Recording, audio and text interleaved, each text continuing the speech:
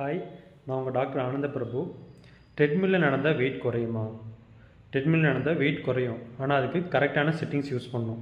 அந்த செட்டிங்ஸ் என்னென்னு தெரிஞ்சுக்க வீடியோ ஃபுல்லாக பாருங்கள். ட்ரெட்மில்லில் நடந்து வெயிட் குறைக்கணும்னா ஸ்பீடு மட்டும் முக்கியம் இல்லை, அதோடு சேர்த்து இன்க்ளைனும் முக்கியம். ஸோ கரெக்டான ஸ்பீட், கரெக்டான இன்க்ளைனில் நடந்தீங்கன்னா உங்களுக்கு வெயிட் லாஸ் நடக்கும். அது என்னென்னு பார்த்தோம்னா, இப்போ பிகினராக இருந்தீங்கன்னா ஸ்பீட் வந்து ஒரு 4 to 5 வச்சுங்க. இன்க்ளைன் வந்து 1 to 4 வச்சுட்டு 20 to 30 மினிட்ஸ் நடங்க.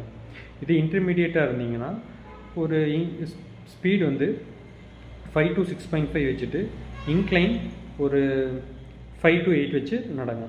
இதே ஒரு நல்ல அட்வான்ஸ்டாக இருக்கீங்க, நல்லா ட்ரெயின் பண்ணியிருக்கீங்கன்னா ஒரு ஸ்பீடு வந்து 6 to 8 வச்சுட்டு இன்க்ளைன் வந்து ஒரு 8 to 12 வச்சுங்க. ஒரு 20 to 30 மினிட்ஸ் நடங்க. இதை வந்து நான் ஒரு எக்ஸாம்பிளுக்காக தான் சொல்லியிருக்கேன். நீங்கள் இதையே ஃபாலோ பண்ணணும் இல்லை, உங்களுக்கு எது கம்ஃபர்டபுளோ அதை யூஸ் பண்ணுவாங்க. பட் ஸ்பீட் ப்ளஸ் இன்க்ளைன்லையும் கான்சன்ட்ரேஷன் பண்ணுங்கள், அவங்க வெயிட் லாஸே ஹெல்ப் பண்ணணும்.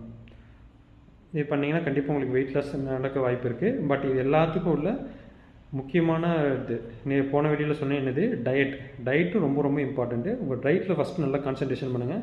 அப்புறம் வாக்கிங் இல்லாட்டி ட்ரெட்மில், இப்படி எதுவான ஜிம்லேயோ இல்லை உங்கள் வீட்டில் ட்ரெட்மில் இருந்தாலும் அது யூஸ் பண்ணுங்கள். இல்லாதவங்க வாக்கிங் யூஸ் பண்ணுங்கள், அதுவும் பெஸ்ட்டு தான்.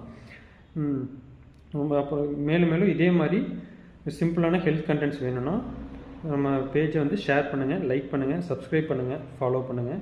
புதுசாக சப்ஸ்கிரைப் பண்ணியிருக்கீங்க ஒரு 5-6 பேர், அவங்களுக்கு தேங்க்யூ.